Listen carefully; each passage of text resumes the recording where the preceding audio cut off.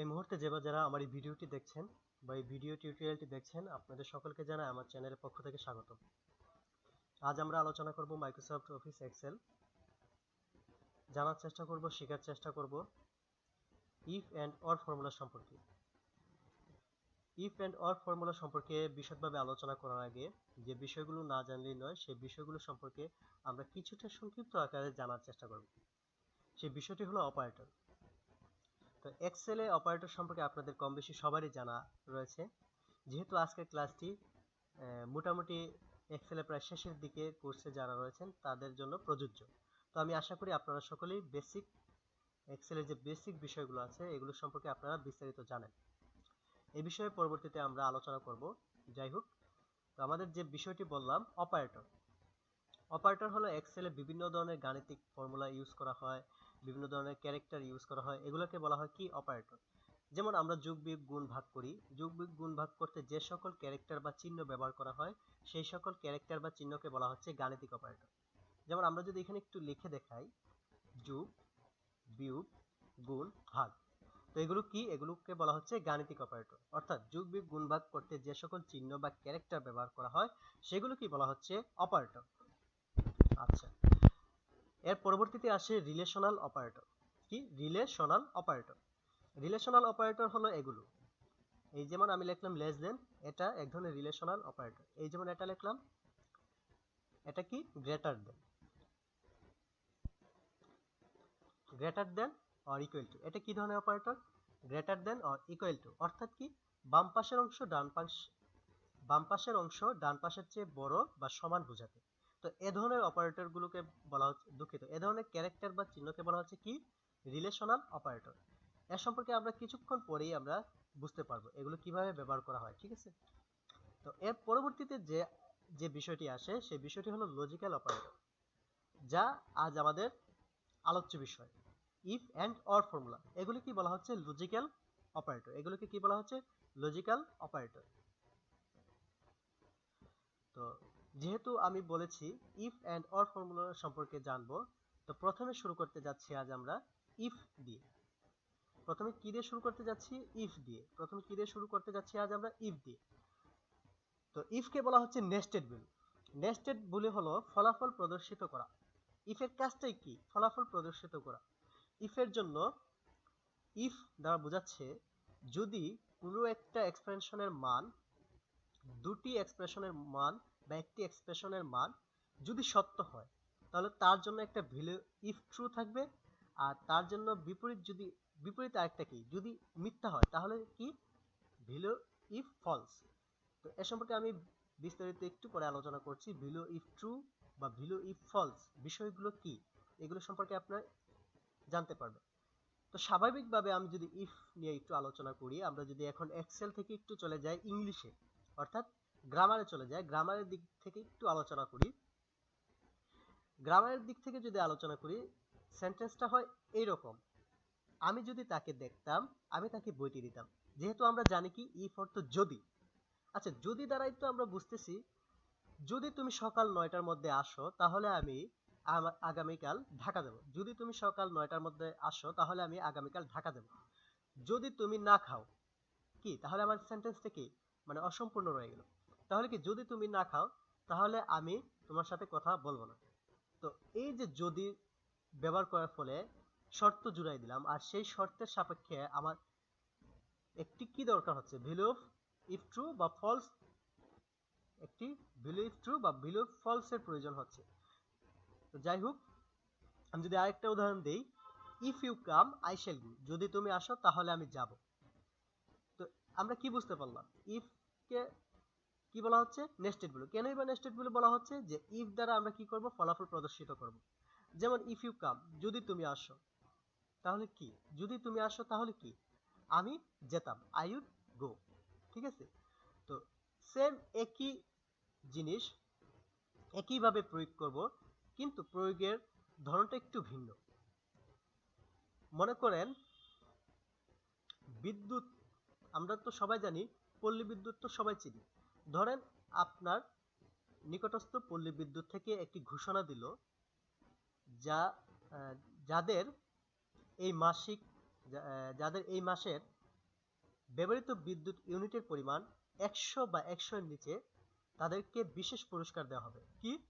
আপনার নিকটস্থ পল্লবিদ্যুৎ কেন্দ্রের অফিস কর্তৃপক্ষ থেকে বলা হলো বা ঘোষণা করা হলো, যাদের মাসিক ব্যবহৃত ইউনিটের পরিমাণ 100 বা 100 এর নিচে তাদেরকে বিশেষ বিশেষ পুরস্কার দেওয়া হবে, অর্থাৎ পুরস্কৃত করা হবে।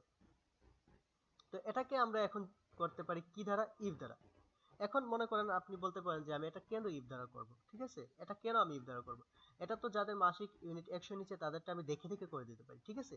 তো আপনি দেখে দেখে করলেন, কিন্তু একটা যে যাচাই করবেন, ফলাফল যাচাই করবেন, এটা করতে আপনার অনেক সময় সাপেক্ষ ব্যাপার। তো এই কাজটা করার জন্য আমরা করতে পারি কি? ইফ দিয়ে। আর যেহেতু আগেই আমরা বলছিলাম ইফ কি, ইফ হলো নেস্টেড ভ্যালু, অর্থাৎ ইফ এর জন্য একটি মান হবে ভ্যালু অফ ট্রু বা ভ্যালু অফ ফলস। এখন আমি যে শর্তটা দিয়েছিলাম এই শর্তের উপর একটু কাজ করি। আমি এখানে শর্তটা আগে থেকে লিখে রাখছিলাম, তো আপনারা দেখেন কি বলছিলাম। আমার শর্তে বলেছিলাম যে পল্লী বিদ্যুৎ অফিস কর্তৃপক্ষ তারা ঘোষণা দিল যে যাদের মাসিক ব্যবহৃত বিদ্যুৎ ইউনিটের পরিমাণ 100 বা 100 এর নিচে তাদেরকে পুরস্কৃত করা হবে। তো এই ধরনের ফর্মুলাগুলো আমি কি করব? ইফের মাধ্যমে করতে পারি। তো দেখেন, একটু খেয়াল করে দেখেন, যেহেতু আমরা জানি ইকুয়াল আমাদেরকে অবশ্যই বসাতে হবে। তারপর যেহেতু আমরা ইফ ফর্মুলা সম্পর্কে আজ আলোচনা করব, তাহলে আমরা এখন ইফ ফর্মুলা সম্পর্কে দেখছি, ঠিক আছে, বা ইফ ইফ ফর্মুলা সম্পর্কে দুঃখিত, ইফ ফর্মুলা সম্পর্কে আমরা জানার চেষ্টা করছি। তো আমাদেরকে এখন কি করতে হবে? ইফ নিয়ে কাজ করতে হবে। সেজন্য আমি এখানে কি দিলাম? ইফ। তাহলে কি হলো? যদি D5, D5টা কি? এটা আমার কোন সেলের রেঞ্জ? এটা আমার এই যে 500 যে ঘরে লেখা আছে এই সেল রেঞ্জের নাম, ঠিক আছে। যদি D5 সেলটা কি বলা হলো এখানে? 100 সমান কি? 100 সমান বা 100 এর নিচে, 100 সমান বা 100 এর নিচে হয়, তাহলে ভ্যালু ইফ ট্রু কি হবে? গ্রান্টেড। তাহলে সে কি হবে? গ্রান্টেড। কেন এখানে এখন ভ্যালু ইফ ট্রু গ্রান্টেড দিলাম? দেখেন, যেহেতু আমি বলছিলাম আগে আমরা কন্ডিশনাল সেন্টেন্স দেখছিলাম যে ইফ ইউ কাম, যদি তুমি আসতে, আই উড গো, আমি যেতাম। তো সেম একই বিষয়টা, যদি আমার এই সেলটা, আমার শর্ত কিন্তু এই যে এটা, এতটুকু হলো আমার শর্ত। কি বলা হলো? যদি D5 সেলটা 100 সমান বা 100 এর নিচে হয়, তাহলে কি? তাহলে গ্রান্টেড। ভ্যালু ইফ ট্রু, মানে এই শর্তটা যদি সে ফুলফিল করে তাহলে তাহলে কি হবে? ট্রু হবে। আর যদি ফুলফিল না করে তাহলে সে কি, তাহলে সেটা কি হবে? ফলস। তো ফলসের জন্য আমি এখানে দেখেন কিছুই লিখি নাই। কিছুই লিখি নাই বলতে এখানে স্পেস অর্থাৎ ফাঁকা জায়গা। আমার যে ঘরগুলো দুঃখিত, যে সংখ্যাগুলো আমার এই শর্তের ভিতরে পড়বে না সেগুলোতে কি আসবে? ফাঁকা। এখন আমি এন্টার প্রেস করলাম। এন্টার প্রেস করার পরে যদি আমি এটা নিচের দিকে টেনে দেই, দেখেন, তো আমি কি বলছিলাম? 100 সমান বা 100 এর নিচে যারা, তারা পুরস্কৃত হবে। তো তাদের জন্য আমি কি দিলাম? ভ্যালু অফ ট্রি হিসেবে কি দিলাম? গ্রান্টেড। দেখেন, আবারও খেয়াল করে দেখেন, এই যে 500 এখানে কিন্তু খালি ঘর আসছে, এই যে 400 খালি ঘর। যে মাত্র আমি এখানে যদি 100 দিয়ে দিলাম, দেখেন কি আসে? গ্রান্টেড। বা আমি যদি দিয়ে দিই 99, কি আসে? গ্রান্টেড। কেন গ্রান্টেড আসলো? এই যে আমরা কি বলছি, যদি আমার এই সেলটা, দেখেন, যদি আমার এই সেলটা, এই যে এই D5 সেলটা 100 সমান বা 100 এর নিচে হয়, তাহলে কি? তাহলে ভ্যালু ইফ ট্রু এর জন্য, অর্থাৎ এই শর্তটা যদি সত্য হয়, এই শর্ত যদি সত্য হয়, তাহলে কি? তাহলে সে কি হবে? গ্রান্টেড। আর অন্যথায় ভ্যালু ইফ ফলস এর জন্য কি? আমরা ফাঁকা ঘর দিয়ে দিলাম, ঠিক আছে। আচ্ছা, এখানে যদি আমরা ফাঁকা ঘর না দিয়ে আমরা এখানে লিখে দেই নট এলিজিবল, নট গ্রান্টেড, দুঃখিত, নট গ্রান্টেড, ঠিক আছে, তাহলে সেটাই আসবে।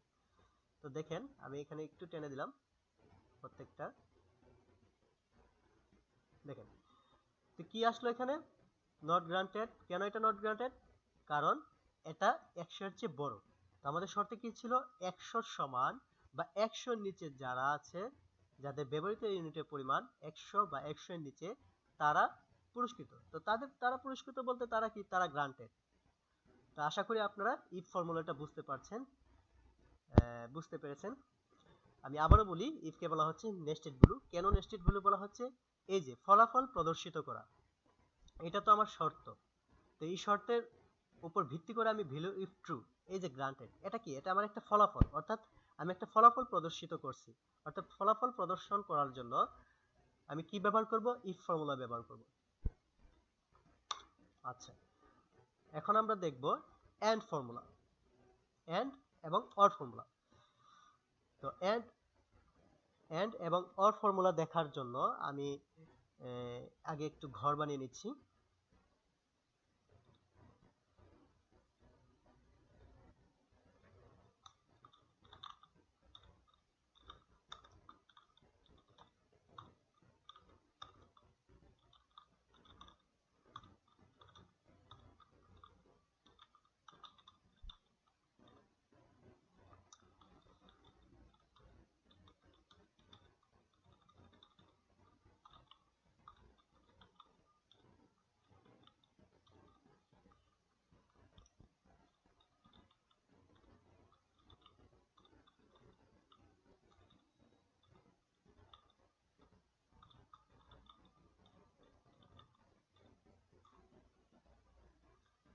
আচ্ছা, এখন আমরা জানবো এন্ড ফর্মুলা সম্পর্কে। তো এন্ড ফর্মুলাটা কি? এন্ড হলো দুটি এক্সপ্রেশনের মধ্যে যৌক্তিক সিদ্ধান্ত গ্রহণ করে। কয়টি? দুটি এক্সপ্রেশনের মধ্যে যৌক্তিক সিদ্ধান্ত গ্রহণ করে। এখন ওই যৌক্তিক সিদ্ধান্তের মধ্যে যদি সবগুলা যদি ট্রু হয়, অর্থাৎ সবগুলো এক্সপ্রেশনের মান যদি ট্রু হয়, তাহলে তার পুরো মান হিসেবে কি আসবে? ট্রু। অন্যথায় কি আসবে? ফলস। তো এই বিষয়টাই এখন আমরা প্র্যাকটিক্যালি দেখব। এন্ড এর ব্যবহারটা যদি আমরা এখন বুঝতে পারি, তাহলে আমরা যে কোনো কাজ আমরা করতে পারবো, এক্সেলে যে কোনো কাজ করতে পারবো। ঠিক আছে? তো আমি আগে দেখবো এন্ড। তাহলে আমি দিলাম কি এন্ড। এন্ড দেওয়ার পরে আমি কি বলছি?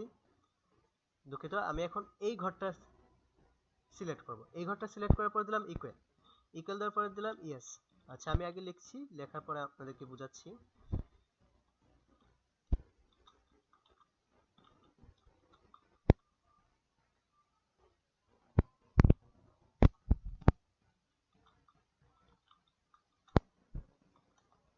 আচ্ছা দেখেন, এন্ড বলতে কি বোঝালো, এন্ড বলতে আমরা কি বুঝি সেটাই আমরা এখন দেখব। তো আমি বলছিলাম যে সবগুলো শর্ত যদি সত্য হয়, অর্থাৎ আমি যে যে শর্তগুলো আমি ব্যবহার করব সেই সবগুলো শর্ত যদি সত্য হয়, তাহলে সে ফলাফল হিসেবে দেখাবে ট্রু, অন্যথায় কি দেখাবে? ফলস। আমি এখানে কি বলছি? E6 কি?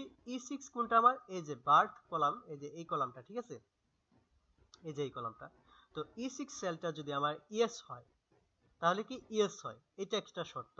তারপরে কি বললাম? F6 F6 সেলটা যদি আমার ইয়েস হয়, তারপর কি বললাম? G6 সেলটা যদি আমার ইয়েস হয়, তাহলে সে কি দেখাবে? ট্রু। তাহলে সে কি দেখাবে? ট্রু। আমি একটু এন্টার প্রেস করি, তারপর আমি বিষয়টা এখানে টেনে দিচ্ছি। তো দেখেন, এইখানে শুধুমাত্র একটার মধ্যেই ট্রু আসছে। কোনটার মধ্যে ট্রু আসছে? সি, অর্থাৎ যার নাম সি। এখানে আমি প্রতীকী নাম ইউজ করেছি, প্রতীকী নাম ব্যবহার করেছি। তো যার নাম সি, তার এখানে শুধুমাত্র ট্রু আসছে। তো আমি কি বলেছিলাম? দেখেন, বলেছিলাম এন্ড এর কাজটা কি? এন্ড এর কাজ হলো আমি যতগুলা শর্ত প্রয়োগ করব, যতগুলা লজিক্যাল অপারেটর ইউজ করব বা শর্ত ইউজ করব, আমার সবগুলা শর্ত কি হতে হবে? আমার সবগুলা শর্ত সত্য হতে হবে। কি হতে হবে? সত্য হতে হবে। আচ্ছা, তো দেখেন, এখন যদি আমি এখানে ইয়েস দিয়ে দেই, ইয়েস, তাহলে এটা কি আসলো? ট্রু আসলো। তাহলে এন্ড এর বিষয়টা বোঝা গেল? আচ্ছা, তো তার আগে আমি হয়তো একটি বিষয়টি আপনাদেরকে বলতে ভুলে গেছি, যে আসলে আমরা এখানে কিসের ডাটার উপর কাজটা করলাম। আচ্ছা, এইটা সম্পর্কে একটু এখন আমি আপনাদেরকে বলি। মনে করেন আপনি একটি চাকরি পরীক্ষায় গেলেন। তো চাকরি পরীক্ষায় ভাইবা আপনাকে বলল যে যাদের বার্থ সার্টিফিকেট আছে, ড্রাইভিং লাইসেন্স আছে, এনআইডি আছে, তারাই শুধু আজকে ভাইবায় এলাও। ঠিক আছে? তারাই কি? তারাই শুধু আজকের ভাইবায় এলাও।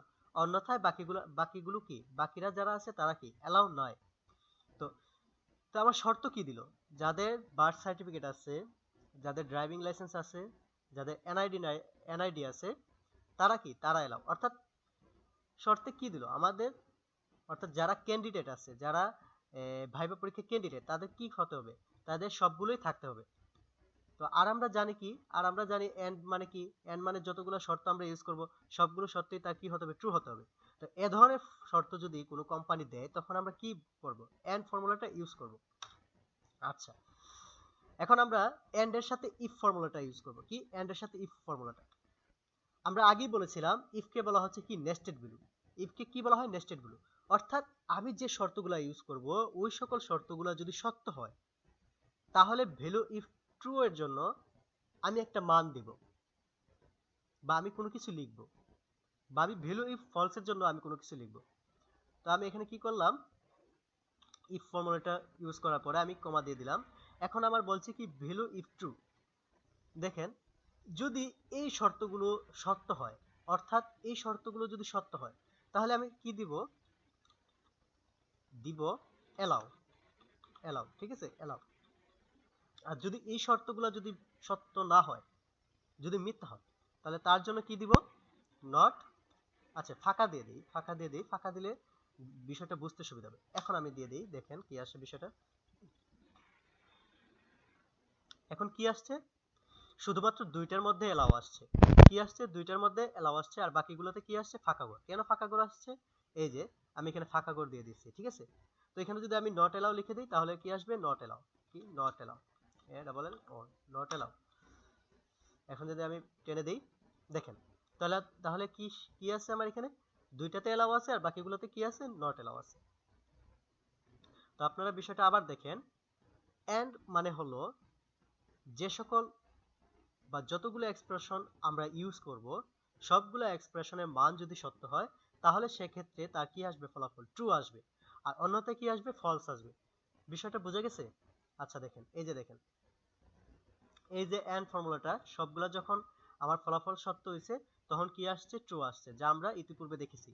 আর ইফ ফর্মুলাটা ইউজ করার ফলে কি হলো, আমরা এই ফর্মুলাটা সম্পর্কে অতিরিক্ত তথ্য আমরা যোগ করতে পারছি। অর্থাৎ যদি এই শর্তটা ফুলফিল হয় তাহলে সে কি, এলাও। আর যদি এই তথ্যগুলো যদি ফুলফিল না হয় তাহলে কি, সে নট এলাও। আচ্ছা, আমরা এখন দেখি অর। আমরা এখন কি দেখব, অর দ্বারা। আশা করি আপনারা এন্ড বুঝে গেছেন। এন্ড বলতে কি বোঝায়, এন্ড বলতে কি বোঝায়, যতগুলো আমি শর্ত ইউজ করব সবগুলো শর্ত আমার কি হতে হবে, সত্য হতে হবে। সবগুলো শর্ত কি হতে হবে, সত্য। আচ্ছা, ইকুয়াল অর। এখন অরের বিষয় হলো দুটি এক্সপ্রেশনের মধ্যে যুক্তিক সিদ্ধান্ত গ্রহণ করে। অর বলতে কি বোঝায়, দুটি এক্সপ্রেশনের মধ্যে যুক্তিক সিদ্ধান্ত গ্রহণ করে। দুটি এক্সপ্রেশনের মধ্যে যদি কমপক্ষে একটি এক্সপ্রেশনের মান সত্য হয় তাহলে পুরো এক্সপ্রেশনটির মান কি হবে, এক্সপ্রেশনটির মান কি হবে, সত্য। তাহলে পুরো এক্সপ্রেশনটির মানটি কি হবে, সত্য হবে। অন্যথা কি হবে, মিথ্যা। আর এন্ডে আমরা কি দেখলাম, এন্ডে দেখলাম দুটি এক্সপ্রেশনের মধ্যে যদি সবগুলা সত্য হয় তাহলে সত্য হবে, আর যদি সবগুলা সত্য না হয় তাহলে কি হবে, মিথ্যা। তো যাই হোক, এখন আমরা অর সম্পর্কে দেখি। যেহেতু আমি এখানে অর দিলাম, ফর্মুলা দিয়ে দিলাম। তো দেখেন, এখন সবগুলাই কি আসছে, ট্রু আসছে। সবগুলা কি আসছে, ট্রু আসছে। কেন ট্রু আসছে, আমি আগেই বলেছি যতগুলা শর্ত আমি ইউজ করব ওই শর্তগুলো থেকে যদি কমপক্ষে একটি শর্ত আমার ফুলফিল হয়, একটি মাত্র শর্ত যদি আমার ফুলফিল হয় তাহলে কি আসবে, ট্রু আসবে। দেখেন আমি কি বলছি, E6 যদি ইয়েস হয়, F6 যদি ইয়েস হয়, বা G6 যদি ইয়েস হয় তাহলে কি হবে, ট্রু। আর অর দেওয়ার ফলে কি হলো, এখান থেকে আমি যতগুলা শর্ত ইউজ করেছি এখানে একটা, দুইটা, তিনটা, তাহলে অর, অর মানে কি, অর মানে কমপক্ষে, কমপক্ষে মানে কি, পাঁচজনের মধ্যে একজন হলেই চলবে। ওর দ্বারা তো এটাই বোঝায়, কমপক্ষে। কমপক্ষে মানে যত কম, ঠিক আছে। অর্থাৎ আমি 7টা শর্ত দিলাম, 7টা শর্তের মধ্যে কি কমপক্ষে একটা শর্ত আমার ফুলফিল হলে কি হবে, ট্রু আসবে। তো সেই জন্য কি আসছে, ট্রু আসছে। এই যে দেখেন, যখন আমি কোনো ঘরে নাই, মানে কোনোটাই নাই, এই যে দেখেন এখানে কোনোটাই নাই, তার কোনোটাই নাই, সেজন্য কি আসছে, ফলস। সেজন্য কি আসছে, ফলস। এখন আমি যদি এখানে দিয়ে দিই ইয়েস, দেখেন কি আসছে, ট্রু। আর দুইটা দিলে তো ট্রু অবশ্যই আসবে, ঠিক আছে। এখন আমি or এর সাথে ব্যবহার করব if। তো আমি আবার বলছি, if কি, if কে বলা হচ্ছে নেস্টেড ভ্যালু, অর্থাৎ কোনো কিছুর শর্তের উপর ফলাফল প্রদর্শন করা, অর্থাৎ নেস্টেড ভ্যালু, ফলাফল প্রদর্শন করা। তো এই যে আমি শর্তগুলো ইউজ করলাম, এই শর্তগুলো যদি সত্য হয়, এই শর্তগুলো যদি সত্য হয় তাহলে আমি কি দিলাম, allow, A double L O, allow. আর এই শর্তগুলো যদি সত্য না হয় তাহলে কি, একটা ফাঁকা জায়গা রাখবো।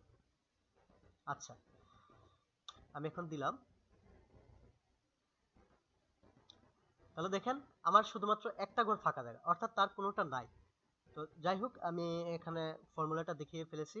তো এখনের বিষয়টা দাঁড়ালো এমন, যদি আপনার কোনো কোম্পানি বলে যে আজকে যারা ভাইবা পরীক্ষা দিতে আসবে, যাদের কাছে বার্থ সার্টিফিকেট বা ড্রাইভিং লাইসেন্স বা এনআইডি তিনটা থেকে কমপক্ষে একটা আছে, তারাই শুধু আজকে পরীক্ষার জন্য এলাও। এই ধরনের কন্ডিশনগুলো যদি এই ধরনের কন্ডিশন যদি দেওয়া হয়, তখন আমরা কি করব? অর ফর্মুলাটা ইউজ করব। আর আমরা অর ফর্মুলা কি বুঝতে পারলাম? অর ফর্মুলা হলো যতগুলো শর্ত দেওয়া থাকবে, যতগুলো শর্ত দেওয়া থাকবে, সেই শর্তসমূহ থেকে যদি একটি মাত্র শর্ত যদি আমার ফুলফিল হয়, তাহলে কি হবে? ট্রু হবে। আর যদি না হয় তাহলে কি হবে? ফলস। বিষয়টা বোঝা গেল? যেমন আমি এখানে যদি ডিলিট করে দিই, দেখেন আমার এখানে কি আসছে? ফাঁকা ঘর আসছে, অর্থাৎ সে কি অ্যালাউড নয়। তাহলে আমরা এখন কি দেখতে পেলাম? এন্ড, অর দেখতে পেলাম, ইফ দেখতে পেলাম। এন্ড এর সাথে ইফ দেখতে পেলাম, অর এর সাথে ইফ দেখতে পেলাম। তাহলে আমরা আশা করি এন্ড, অর, ইফ বুঝতে পারছেন। আমি আরেকটি দিয়ে আপনাদেরকে বোঝানোর চেষ্টা করছি, আরেকটি ফর্মুলা দিয়ে আপনাদেরকে বোঝানোর চেষ্টা করছি।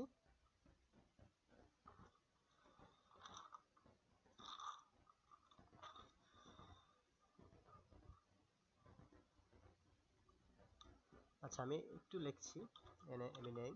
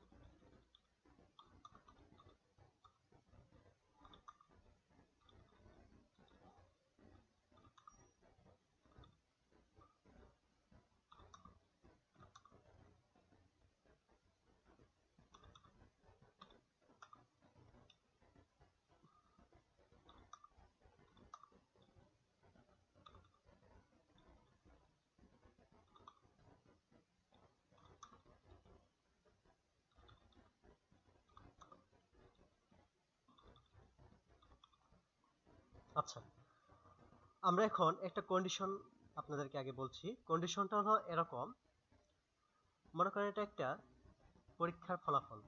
এটা কি? প্রি টেস্টের ফলাফল। এটা কি? Certified test. আচ্ছা, আমি এখানে একটু ব্রেক স্পেস দিয়ে দিচ্ছি।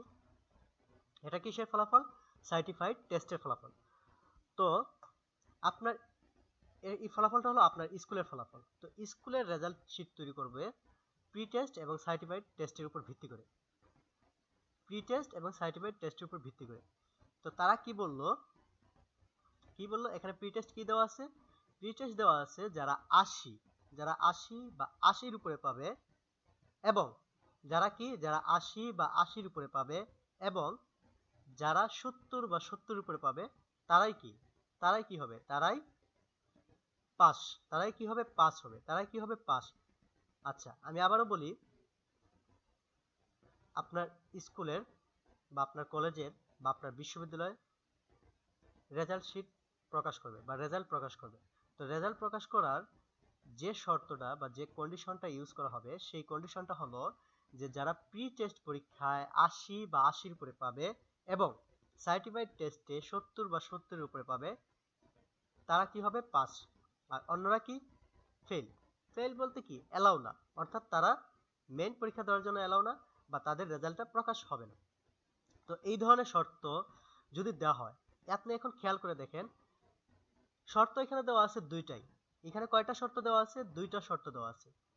তো আবার কি বলা আছে? যে দুইটা শর্তই কি হতে হবে? ফুলফিল। আর আমরা একটু আগে দেখেছি যে যদি সবগুলো শর্তগুলো যদি সত্য হতে হয়, তাহলে আমরা কি ব্যবহার করব? And formula.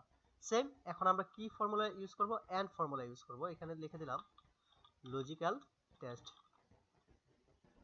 আচ্ছা, ইকুয়াল দিলাম ইকুয়াল দেওয়ার পর আমি এখন কি ফর্মুলা ইউজ করব? And formula. কেন এন্ড ফর্মুলা ইউজ করব? যেহেতু বলা আছে এখানে আমার প্রি টেস্টে আমার পেতে হবে 80 বা 80 এর উপরে, এবং সার্টিফাইড টেস্টে আমার পেতে হবে 70 বা 70 এর উপরে, এবং আমার দুইটা শর্তই বা দুইটা কন্ডিশন গুলোকে আমার কি হতে হবে?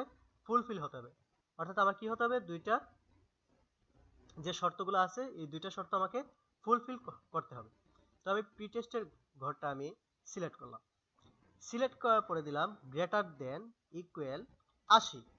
যদি আমার এই সেলটা 80 বা 80 উপরে হয়, যদি আমার এই সেলটা কি 80 বা 80 উপরে, কমা 80 বা 80 উপরে, ঠিক আছে। তারপর আবার কি, তারপর আবার আমরা এই সেলটা সিলেক্ট করব। এই সেলটা সিলেক্ট করার পরে আমরা আবার কি দিব? Greater than equal 70। আমরা কি ব্র্যাকেট ক্লোজ করে দেব। এখন আমরা দেই, ফলাফলটা টেনে দিই। এখন আমি বুঝেছি। দেখেন আমরা কি বলছি? প্রি টেস্ট কি হতে হবে? 80 বা 80 সমান, আর সার্টিফাইড টেস্ট কি হতে হবে? 70 বা 70 সমান। তো সে কি হইলো, তার ক্ষেত্রে কি ঘটলো? এ নামের যে ব্যক্তিটি আছে তার ক্ষেত্রে কি ঘটলো? সে কিন্তু প্রি টেস্টে পাইছে 70। তাহলে কি সে এই যে প্রি টেস্টের যে কন্ডিশনটা দেওয়া আছে সেটা কিন্তু ফুলফিল করে নাই। আবার সার্টিফাইড টেস্টে বলা হয়েছে যে 70 বা 70 উপরে পাওয়ার জন্য। সেক্ষেত্রে সে কি পাইলো? 90 পাইলো। সে সার্টিফাইড টেস্টে 90 পাওয়ার পরেও তার এখানে আসছে ফলস। কেন ফলস আসছে? যেহেতু আমরা এখানে এন্ড ফর্মুলা ইউজ করছি, আর এন্ড ফর্মুলা মানে হলো আমি যতগুলো শর্ত ইউজ করব সবগুলো শর্ত আমার কি হতে হবে? ফুলফিল হতে হবে। সবগুলো শর্ত কি হতে হবে? আমার ফুলফিল। তো এক্ষেত্রে দেখি কোনগুলো ট্রু আসছে। এক্ষেত্রে ট্রু আসছে বি নাম্বার সেলটা। কেন ট্রু আসছে? বলা আছে এখানে 80 বা 80 উপরে। তো প্রি টেস্টে কি পাইছে? 80 বা 80 উপরে, তার মার্ক আছে 80 আছে। সার্টিফাইড টেস্টে কি বলা আছে? 70 বা 70 উপরে। তো এখানে কি আছে? 80, সেজন্য তার কি আছে? ট্রু। আচ্ছা, আমরা আরেকটা ফলসের দিকে খেয়াল করি। এই সেলটা আমরা একটু খেয়াল করি। এই যে ঘরটা বলা আছে কি? প্রি টেস্ট কি বলা আছে? 80 বা 80 উপরে। তো এফ নামের ব্যক্তিটি প্রি টেস্টে কত পাইছে? 80 পাইছে। প্রি টেস্টে কত পাইছে? 80 পাইছে। আবার বলা আছে যে সার্টিফাইড টেস্টে যদি 70 বা 70 উপরে পায়, দুঃখিত এই ঘরটা না, দুঃখিত জি সেলটা প্রি টেস্টে বলা আছে 80 বা 80 উপরে, তাহলে সে কত পাইছে? প্রি টেস্টে 85। সার্টিফাইড টেস্টের কথা বলা আছে যদি 70 বা 70 উপর পায় তাহলে সে কি অ্যালাউ। তো সেক্ষেত্রে এখানে কি আসছে? সে কি পাইছে? 55, সেজন্য এখানে কি আসছে? ফলস। অর্থাৎ তার দুইটা কন্ডিশন গুলো ফুলফিল হয় না। তো সেম একই কাজ। এখন আমরা যদি এখন ইফ ফর্মুলাটা ইউজ করি, ইফ ফর্মুলাটা ইউজ করার ফলে আমরা কি ব্যবহার করতে পারছি? ইফ ইফ ফর্মুলাটা ব্যবহার করার ফলে আমরা অতিরিক্ত তথ্য আমরা দিতে পারছি। অর্থাৎ যদি শর্তটা যদি আমার ফুলফিল হয় তাহলে কি তাকে আমরা কি করে দেব? অ্যালাউ করে দেব। কি করে দেব? অ্যালাউ। তো অ্যালাউ করে দেওয়ার জন্য আমি এখানে লিখলাম এ ডাবল এল ও ই ডব্লিউ। তো আপনি একটু খেয়াল করে দেখেন, আমি এইখানে এগুলো লেখার পরে ডাবল ইনভার্টেড কমা দিচ্ছি, কিন্তু আমি 80, এই যে 80, এখানে ডাবল ইনভার্টেড কমা দিচ্ছি না কেন? তো যখন আমরা নিউমেরিক সংখ্যাগুলো লিখব তখন আমাদের ডাবল ইনভার্টেড কমা দেওয়ার প্রয়োজন নেই। আর যখন আমরা অ্যালফাবেটিক বর্ণমালাগুলো লিখব তখন আমাদের ডাবল ইনভার্টেড কমা দিতে হবে। আর প্রতিটা অংশ লেখার পরে আমরা এইভাবে ডাবল ইনভার্টেড কমা দেওয়ার পরে প্রতিটা অংশ শেষ হওয়ার পরে আমরা এভাবে কমা দিয়ে দেব। এখন আবার ডাবল ইনভার্টেড কমা, এখানে ফাঁকা জায়গা রাখলাম, অর্থাৎ আবার যেগুলো আমার ফুলফিল হবে না সেগুলোতে কি আসবে? সেগুলোতে কি আসবে? ফাঁকা জায়গা, অর্থাৎ খালি হবে। আচ্ছা, এখন আমি দেখি, এটা টেনে ধরলাম। এই যে খেয়াল করে দেখেন, তাহলে কয়জন স্টুডেন্ট এলাও হইলো? মাত্র 3 জন স্টুডেন্ট এলাও হইলো। তো তারা কেন এলাও হয়েছে? এই যে এই ঘরটা কি, সে প্রি টেস্টে পাওয়ার কথা ছিল 80, সে পাইছে কত? 85। সার্টিফাইড টেস্টে পাওয়ার কথা ছিল 70, সে পাইছে 80। সেই জন্য তার কি আসছে? এলাও। কেন এলাও আসছে? তার দুইটা কন্ডিশনই ফুলফিল হয়েছে। আচ্ছা, এখন আমরা দেখব অর দ্বারা। এখন বলা আছে যারা প্রি টেস্টে 80 বা 80 উপরে বা সার্টিফাইড টেস্টে 70 বা 70 উপরে, এই দুইটা থেকে যে কোনো একটা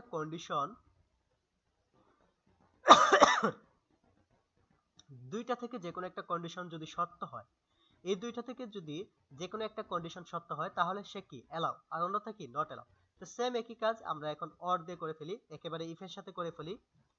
অর দ্বারা আমরা কি দেখলাম, দুঃখিত, আগে আমরা অর দ্বারা কি দেখলাম, অর দ্বারা আগে দেখলাম যদি কমপক্ষে একটি শর্ত সত্য হয় তাহলে কি আসবে, ট্রু। আর যদি কোনো তথ্যই সত্য না হয় তাহলে কি আসবে, সেক্ষেত্রে আসবে ফলস। তো এক্ষেত্রে আমি দেখলাম অর K7 80 সমান বা 80 উপরে, অথবা L7 70 সমান বা 70 উপরে যদি হয় তাহলে কি ট্রু, যদি না হয় তাহলে কি ফলস। এখন আমি এই যে অতিরিক্ত লেখাগুলো লিখলাম, যদি এই শর্তটা ফুলফিল হয় তাহলে এলাও, এই যে এলাও লেখাটা প্রয়োজন পড়লো আমার, সেজন্য আমি কি ব্যবহার করলাম, ইফ। আর আমি আগেই বলেছিলাম ইফকে বলা হচ্ছে নেস্টেড ভ্যালু, অর্থাৎ ফলাফল প্রদর্শন করার জন্য, ফলাফল প্রদর্শন করানোর জন্য ইফ ফর্মুলাটা ইউজ হয়। আমি আগে কয়েকটি ইংলিশ সেন্টেন্সের মাধ্যমে আমি বুঝিয়েছিলাম আপনাদেরকে, আমি আরেকবার বলছি, if I were a bird, আমি যদি পাখি হতাম, if I were a bird, আমি যদি পাখি হতাম, I would fly in the sky, আমি আকাশে উঠতাম। অর্থাৎ যদি ব্যবহার করার ফলে আমার একটা অংশ বলার পরে আমার আরেকটা অংশ জানার ইচ্ছা পোষণ করা, মানে আরেকটা অংশ জানার ইচ্ছা পোষণ করার যে আকাঙ্ক্ষা, এটাই হলো আমার ইফের কাজ। তো সেম, যদি এটা হয়, যদি ইফটা কি, যদি এই শর্তগুলা, আচ্ছা এই শর্তগুলা কি যদি হয় তাহলে কি এলাও, আর যদি না হয় তাহলে কি, এই যে আমি এখানে ফাঁকা জায়গা রাখলাম, তাহলে আমার ঘরগুলোতে কি আসবে, ফাঁকা জায়গা। এখন আমি দিয়ে দিই। তো এখন দেখেন মজার বিষয়, এখন সবাই এলাও হয়েছে। এখন কি হয়েছে, এখন সবাই এলাও হয়েছে। কেন এলাও হয়েছে, এই যে আমরা একটু খেয়াল করে দেখি, এখানে প্রত্যেকটার মধ্যে বলা আছে, আচ্ছা আমরা একটু দেখি, আবার দেখি,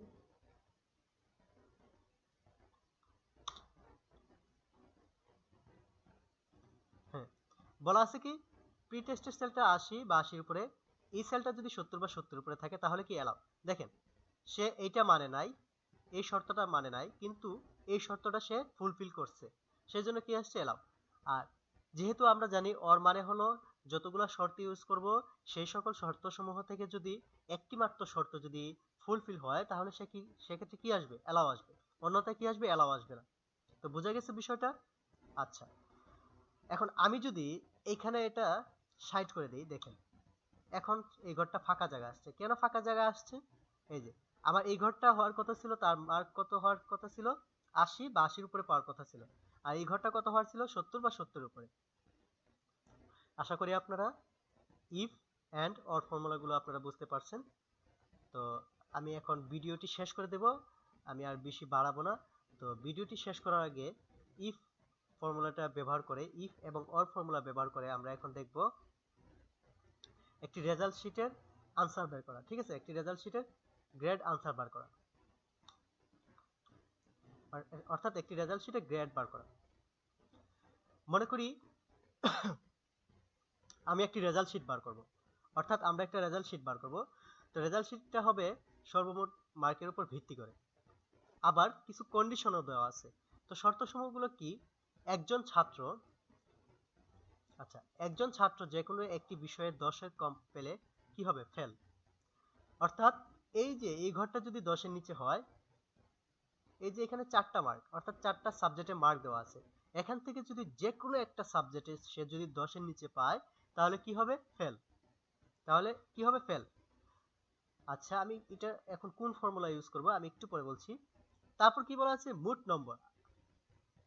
আচ্ছা এখানে নম্বর লেখা আছে, এখানে র দিলে অটোমেটিকলি ও হয়ে যায়। আচ্ছা র দিয়ে দিলাম, নম্বর। আচ্ছা বলা আছে কি, মোট নম্বর যদি 80 বা তার বেশি হয় তাহলে কি হতে হবে, এ প্লাস। অর্থাৎ কি হবে, এ প্লাস হবে। মোট নম্বর 70 বা তার বেশি হলে কি হবে, গ্রেড এ। মোট নম্বর 60 বা তার বেশি হলে গ্রেড কি হবে, এ মাইনাস। মোট নাম্বার 50 বা তার বেশি হলে কি হবে, বি। এভাবে কন্ডিশনগুলো আপনার দেওয়া আছে। এই সকল কন্ডিশনগুলো ব্যবহার করে আপনাকে এমন একটা ডাটা শিটের রেজাল্ট তৈরি করতে হবে। ঠিক আছে, এমন একটা ডাটা শিটের কি করতে হবে, রেজাল্ট তৈরি করতে হবে। তো এই রেজাল্ট শিটে আমরা এখন করব। কি বলা আছে, একজন ছাত্র যে কোনো একটি বিষয়ে 10-এর কম পেলে ফেল হবে। কি হবে, ফেল। আমি আগে থেকে এখানে করে রেখেছি। আগে থেকে এখানে করে রেখেছি, তারপর আমি আপনাদেরকে এখন দেখাবো। দেখেন কি বলা আছে। প্রথম তো আমাদের কি করতে হবে, প্রথম যেহেতু আমরা এই চারটা সাবজেক্ট নিলাম, এই চারটা সাবজেক্টের আমাদের কি বার করতে হবে, আমাদের যোগফল বার করতে হবে। কেন যোগফল বার করতে হবে? যেহেতু আমাদের সর্বমোট মার্কের উপর ভিত্তি করে গ্রেড বার করতে হবে। কি সর্বমোট মার্কের উপর ভিত্তি করে গ্রেড? তো আমাদের সর্বমোট মার্ক কি আগে থেকে আমাদের কি করতে হবে, বার করতে হবে। তো আমি লিখি এখানে ইকুয়াল, আমরা যেভাবে স্বাভাবিকভাবে যোগ বিয়োগ যেভাবে করি সেম একইভাবে ইকুয়াল সাম SUM ইকুয়াল সাম দেওয়ার পরে ফার্স্ট ব্র্যাকেট দেওয়ার পরে আমি এখানে দিয়ে দিলাম এই ঘর থেকে এই ঘরটুকু টেনে নিলাম। আচ্ছা হয় নাই, এখান থেকে এতটুকু পর্যন্ত আমি টেনে নিলাম। টেনে নেওয়ার পরে আমি ফার্স্ট ব্র্যাকেট ক্লোজ করে দিলাম, তারপরে এন্টার প্রেস করলাম, আমার মার্ক চলে আসছে। ঠিক আছে, পরে আমি কি করব, এই যে নিচের দিকে টেনে ধরবো। ঠিক আছে, এই যে আমার মার্কটা চলে আসছে। মার্কটা কি হয়েছে, চলে আসছে। তো আমি কেন টোটাল মার্কটা এখানে বার করলাম, এখানে টোটাল মার্ক বাহির করার কারণ হলো একটাই, যেহেতু আমাকে বলে দিচ্ছে যে সর্বমোট মার্কের উপর ভিত্তি করে আমাকে গ্রেড বার করতে হবে, সেজন্য কি এই চারটা সাবজেক্টের আমি কি বার করলাম, সর্বমোট মার্ক বার করলাম।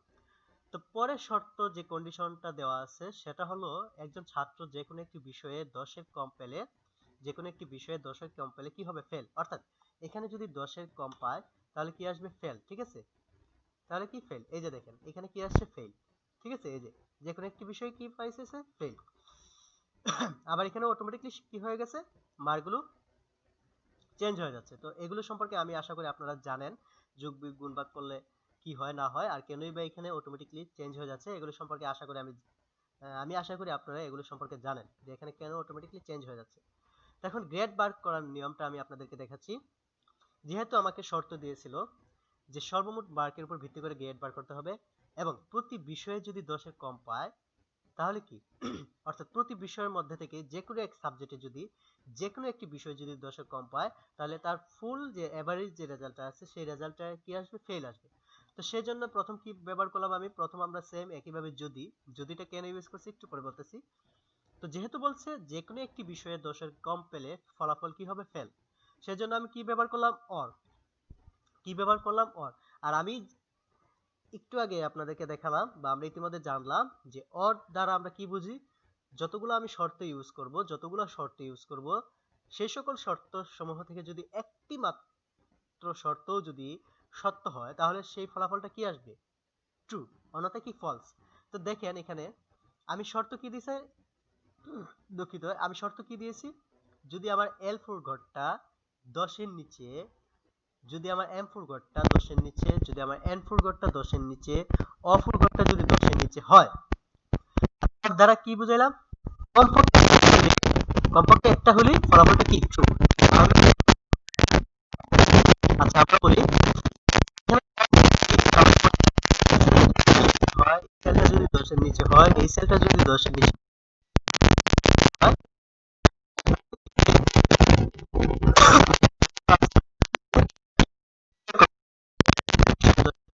ফলাফলটা কি আসতে হবে, আমাদের আসতে হবে। সেজন্য আমরা কি ব্যবহার করলাম, ঠিক আছে। তো চিহ্নটা আছে সেটা কি, এফ। এরপরে বলা আছে যে মোট নম্বর, তাহলে কি আমাদের মোট নম্বরের ঘরটা কোন ঘরে রয়েছে, পি তে, কোথায় রয়েছে, পি কলামে। সেজন্য কি দিলাম, ইফ যদি P4 সেলটা 80 সমান বা 80-র চেয়ে বড় হয় তাহলে কি, এই যে এ প্লাস, ঠিক আছে, এই যে আমি এই সেলটা দিলাম, ঠিক আছে, এই যে আমি, এটা তো আমার শর্ত, মানে এটা কি, এইটুকু অংশ কি, এইটুকু অংশ হলো আমার শর্ত। যদি এইটুকু আমরা যদি ইফটা বাদে বলি, এই ইফ অংশটা ছাড়া যদি আমরা একটু কল্পনা করি তাহলে দাঁড়াচ্ছে কি, সেলটা যদি 80 বা 80-র সমান তাহলে কি হবে, ঠিক যাচ্ছে P4 সেল 80 বা 80-র উপরে, তাহলে কি হবে, এ প্লাস, এই যে এ প্লাস হবে, অর্থাৎ এই যে আমি একটা এ প্লাস হবে দিলাম, এই যে এখানে লেখাটা এ প্লাস হবে, এর জন্য কি ব্যবহার করলাম, ইফ। তাহলে কি দাঁড়ালো, যদি এই সেলটা 80 বা 80-র উপরে হয় তাহলে কি, এ প্লাস। সেম একইভাবে ইফ যদি P4 সেলটা, এই সেলটা 70 বা 70-এর সমান, দুঃখিত 70 বা 70-এর উপরে হয় তাহলে কি, এ। আবার ইফ P4 সেলটা 60 বা 60-এর উপরে হয় তাহলে কি, মাইনাস। তো এভাবে প্রত্যেকটা এভাবে আমরা নিয়ে নিলাম, বি সি ডি নিয়ে নিলাম, ঠিক আছে। তারপর কি, যদি এগুলা না হয়, এই শর্তগুলো যদি ফুলফিল না হয়, তাহলে কি এফ, ঠিক আছে। তাহলে কি এফ, এবার আমরা এন্টার প্রেস করি, এবার আমাদের কি হয়ে গেল, আমাদের রেজাল্টটা কমপ্লিট হয়ে গেল। এবার আমরা নিচে দিকে কি করতে পারি, টেনে দিতে পারি, ঠিক আছে। এই যে আমাদের রেজাল্ট। তো আমরা এখানে একটু দেখি আমাদের কন্ডিশনগুলো ঠিক আছে কিনা। দেখেন এখানে যদি আমি দিয়ে দিই 9, অটোমেটিকলি আমার এখানে দেখেন 65, এখানে 65, এখানে 65 মানে কি সে পাস। কিন্তু আমি এখানে একটা শর্ত জুড়ে দিছি, একজন ছাত্র যে কোনো একটি বিষয়ে 10-এর কম পেলে ফলাফল কি হবে, ফেল। কিন্তু এই যে সে 9 পাইছে, সবগুলাতে পাস করছে কিন্তু এটাতে পাইছে 9, সেজন্য তার ফলাফল কি আসছে, ফেল। দেখেন ফলাফল কি আসছে, ফেল। 10 দিয়ে, যে মাত্র 10 দিয়ে দিলাম, তার পয়েন্ট আসছে কত, দুঃখিত, তার গ্রেড আসছে কত, এ মাইনাস। এখান থেকে যদি আমরা দেখি, ধরি আমরা এখানে 25 দিলাম, 25 দিলাম, 25 দিলাম, এখানে দিলাম 5, সে কিন্তু পাইছে 80। সে কত পাইছে, 80। এই তাহের নামের ব্যক্তিটি পাইছে 80। কত পাইছে, 80। কিন্তু তারপরও তার ফলাফলে আসছে এফ। কেন এফ আসছে, ওই যে যে কোনো একটি বিষয়ে 10-এর কম ফলে, 10-এর কম পেলে ফলাফল কি আসবে, ফেল। সেজন্য আমরা কি, এখানে কি আসছে, ফেল আসছে। এখন বোঝা গেছে যে আমরা কেন অর ব্যবহার করছি। এখানে অর ব্যবহার করার কারণ হলো কমপক্ষে একটাই যদি ফেল করে তাহলে তার ফলাফলে আসতে হবে ফেল। সেজন্য আমরা এখানে কি ব্যবহার করলাম, অর। আজ এ পর্যন্তই। পরবর্তী কোনো ভিডিওতে আবার দেখা হবে। পরবর্তী ভিডিওতে আমি কন্ডিশনাল ফরম্যাট সম্পর্কে আলোচনা করব। যদি আপনাদের এই ভিডিওটি ভালো লাগে তাহলে পরবর্তী ভিডিও দেখার জন্য আপনাদেরকে অনুরোধ জানানো হলো।